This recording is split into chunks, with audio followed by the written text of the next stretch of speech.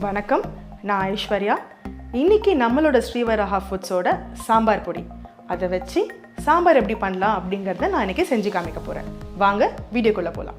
Tirunelveli special sambar பண்ணுறதுக்கு தேவையான பொருட்கள்: துவரம் பருப்பு 50 கிராம், புளி 30 கிராம், தேவையான காய்கறிகள் ஒரு 100 கிராம் அளவுக்கு, மஞ்சள் பொடி தேவையான அளவு, சாம்பார் பொடி 2லேருந்து ஒரு 2.5 ஸ்பூன், உப்பு தேவையான அளவு, தண்ணி தேவைக்கேற்ப.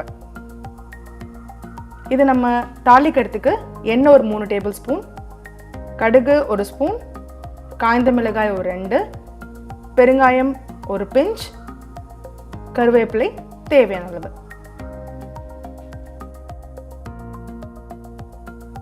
நாம் ஃபர்ஸ்ட் துவரம் பருப்பை எடுத்து ஒரு கிண்ணத்தில் போட்டு தண்ணியை விட்டு நல்லா வாஷ் பண்ணிக்கலாம்.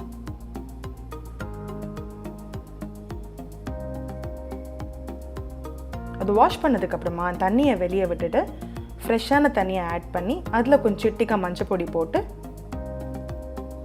குக்கரில் ஒரு 5 விசில் வரைக்கும் விடுங்க. விசில் நல்லா காம் டவுன் ஆனதுக்கப்புறமா நம்ம பருப்பை எடுத்து நல்லா மேஷ் பண்ணி வச்சுக்கணும்.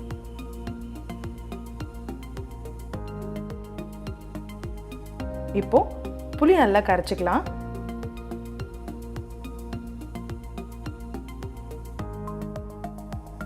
அது நல்லா ஃபில்டர் பண்ணி எடுத்துக்கோங்க.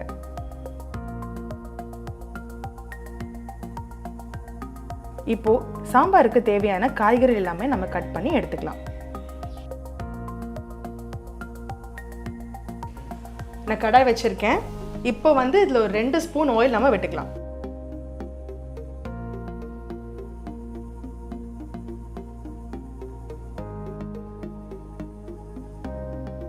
இப்போ எண்ணெயில் எல்லா காய்கறியும் போட்டு கொஞ்சம் 2 நிமிஷம் நல்லா வதக்கலாம்.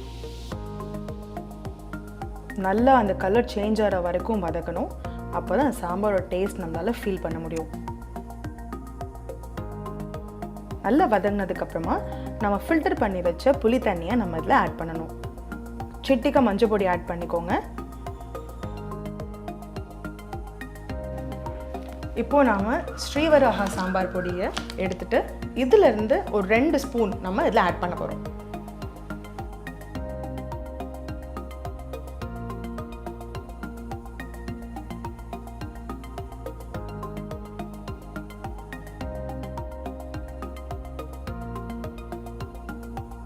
ஸோ நம்ம இப்போ நம்ம போட்ட காய்கறி எல்லாமே நல்லா வெந்துருச்சு. இந்த ஸ்டேஜில் நம்ம பருப்பை பாயில் பண்ணி வச்சுருக்கோம், நல்லா மசிஞ்சு வச்சுட்டேன். இப்போ நம்ம இதில் ஆட் பண்ண போகிறோம்.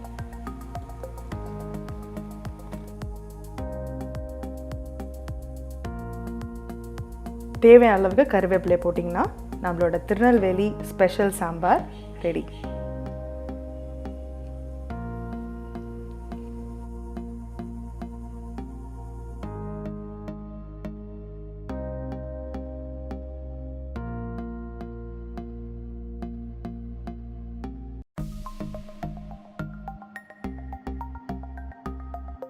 ஸோ நம்ம சாம்பார் இப்போ ஆல்மோஸ்ட் ரெடி ஆகிடுச்சு. ஸோ கடைசி நம்ம என்ன பண்ண போகிறோம்னா தாளிக்க போகிறோம்.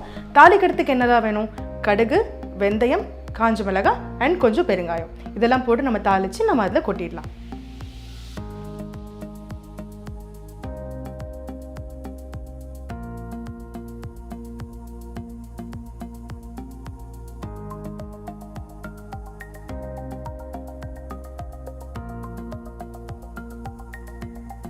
ஸோ கடுகு, வெந்தயம் எல்லாமே நல்லா வெடிச்சாச்சு. ஸோ இந்த சமயத்தில் இதை நம்ம சாம்பாரில் ஆட் பண்ணிடலாம். நல்லா மிக்ஸ் பண்ணி விட்டுக்கோங்க ஒரு தடவை. ஒரு சூப்பரான, ரொம்ப ரொம்ப சிம்பிள் ஸ்ரீவராஹாவோட சாம்பார் பொடி யூஸ் பண்ணி ஒரு சூப்பரான ஒரு சாம்பார் ட்ரை பண்ணி பாருங்கள். கண்டிப்பாக உங்களுக்கு பிடிக்கும்.